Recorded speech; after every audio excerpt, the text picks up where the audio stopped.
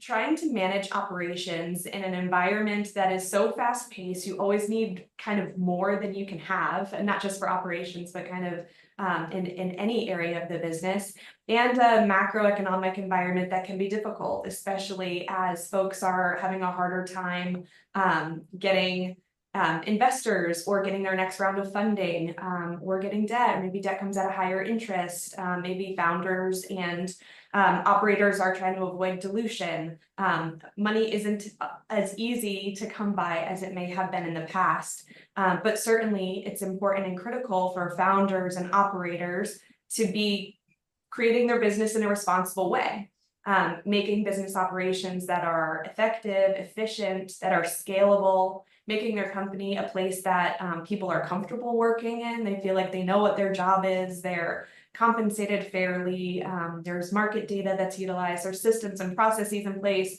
And so balancing really what you want out of business and finance and people operations with what you can afford in a startup environment, in a challenging market, that can be really hard, and there's always going to be trade-offs. And so what we really want to talk about today is what's the right level of those trade-offs.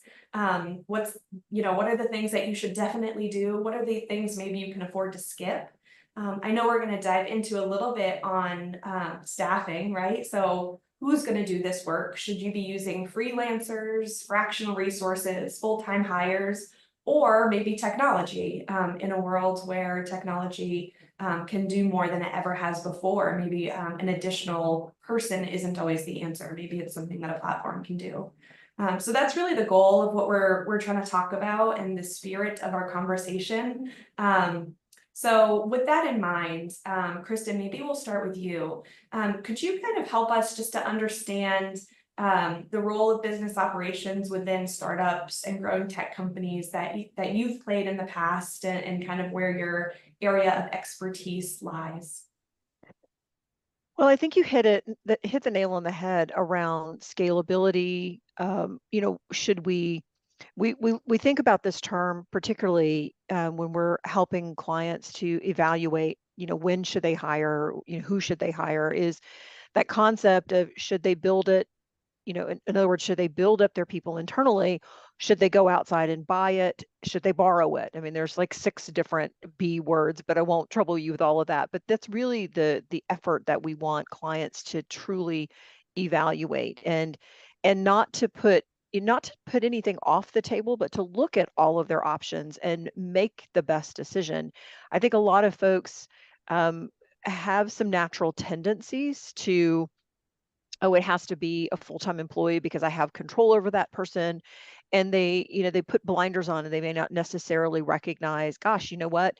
You may need to just borrow this talent because it's just a short-term need. You're trying to get over a particular hump. And so it's looking at all of the different avenues and making educated decisions, and to some degree, somewhat of a hypothesis. We think if we do this, this is going to be the outcome. And then how do we measure, was that successful? Great. Okay, well, then maybe we replicate that in the next iteration of, development, or the ramp up stage. Yeah, absolutely. Chris, as we move to you, I have to comment on your background, like the most epic webinar background of all time. It's beautiful. He wins the award today. He really does. I spruced up my It doesn't get old. That's awesome. Chris, You're overlooking the harbor and the airport, what you see behind. So Very nice. It doesn't get old. So Chris, in your journey as founder of LinkSquares, and now remind me how many employees you're up to? Around 350 now. So yeah, over the last 9 years, we've seen a lot of evolution within the company. Yeah, huge growth. So as we're kind of talking conceptually about this idea of evolving business operations and people operations and finance operations, through a time, when you have to be scrappy and wear many hats, until now where you're over 300 people, and certainly you can divide and conquer a bit more, right? I'm sure you have a really robust team under you. Right. Can you talk a little bit, just at high level, we'll dive into this in greater detail, but talk a little bit about your experience on that evolution?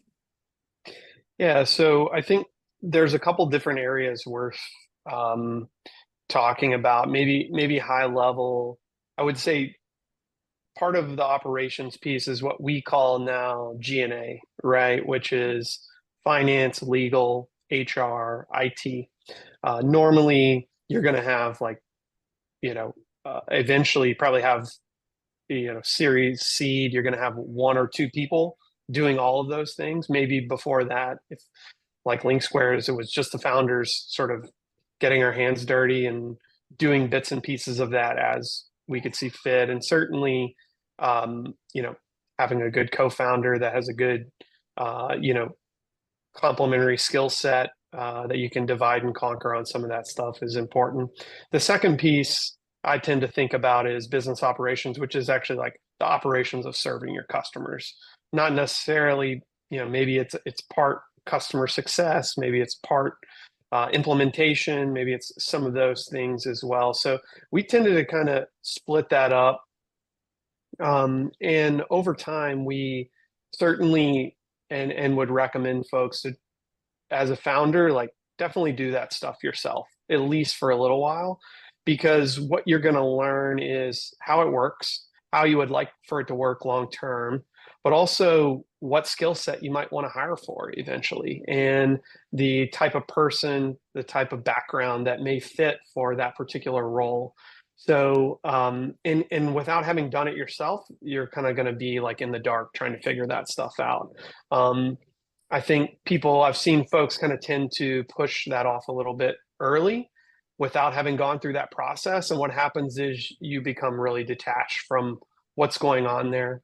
And so those are kind of the couple things that I tend to think about in the beginning is getting your hands dirty. And I'm sure we'll touch on, what it looks like to actually maybe hire and staff and source some of that stuff as you begin to grow.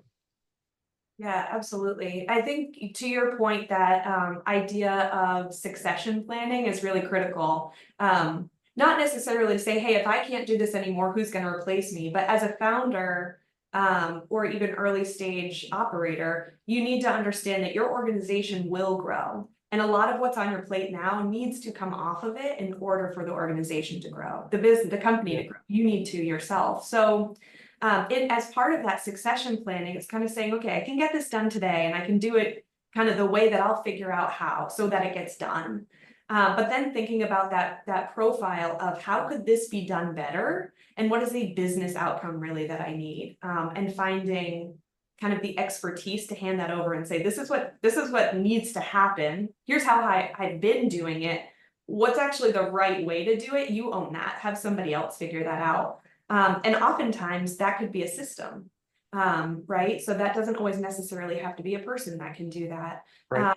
Kristin, I'd love to hear your thoughts with your expertise in that software area of what you found is really best suited for automation, in this evolution of people operations and finance and business operations really becoming so automated over the past several years.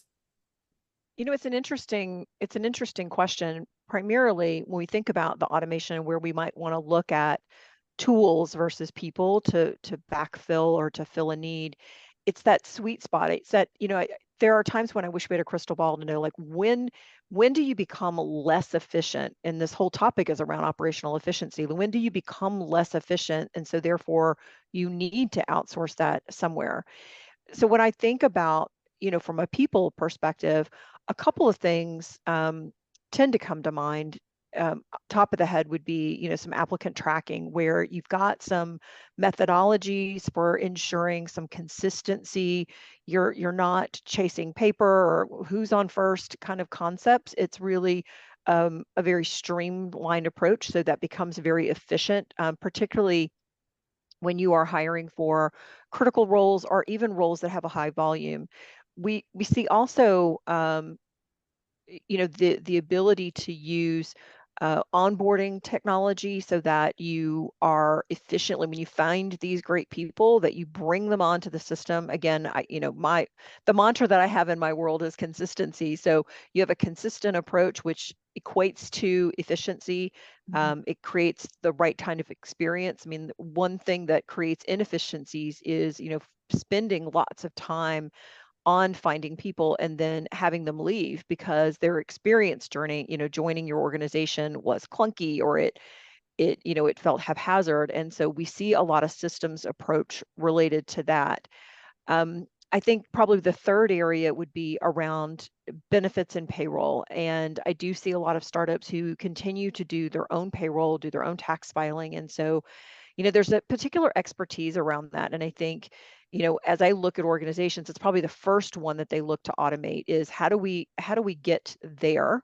How do we, and then how do we get benefits? How do we enroll people in benefits efficiently where we're not paying too much money? Employees get, visibility into all of things. There's lots of technology now, lots of solutions around benefits. And then that spins off into expense reports, a lot of automation and softwares that you can use that just remove some of the administrative aspects. And we find often that it creates, again, those efficiencies and then allows you to put, instead of having a person, an expense report's a great example of, instead of having a person having to review every expense report to validate that they're accurate and that they're within your budget and that they're, following protocol, is having a system do that for you. And so that just eliminates some of that. And I'm certain, Janelle, that probably speaks to your heart of, creating some internal controls so you're not having to waste brain power on that particular area. Yeah, absolutely. And as moderator, I'm handing over a lot of the questions, but if I can comment on this one, so patient with me. So my background is as a CPA in public accounting, but I kind of cut my teeth very well in the startup world at a company called Dynamic Network Services. It's called Dyne out of Manchester, New Hampshire.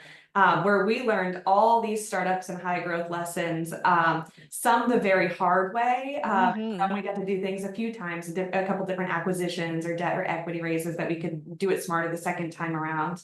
And that ultimately sold to Oracle. And so a lot of us here at York IE are from that team with a ton of lessons learned.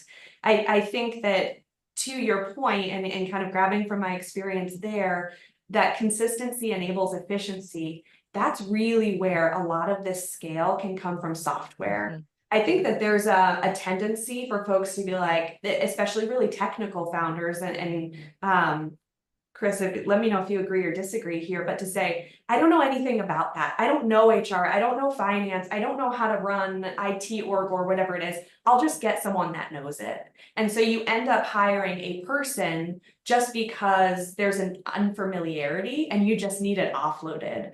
And I think, there certainly is room for full-time hire when the time is right, but sometimes we see that happening too early just because there's a fear or aversion of dealing with that, where a lot of those early stage stuff just is, if you could have a process, a standard operating process and a reliable way of doing things with a platform that can take care of a lot of that administrative kind of repetitive stuff, you'll actually find with that efficiency, maybe where you thought you need to hire 2-3 people, a recruiter and an HR manager and an accounting specialist, maybe it's one person that manages a really consistent process very well, where a lot of that transactional stuff is on software, and then the strategy and the growth and evolution is more managed by the person.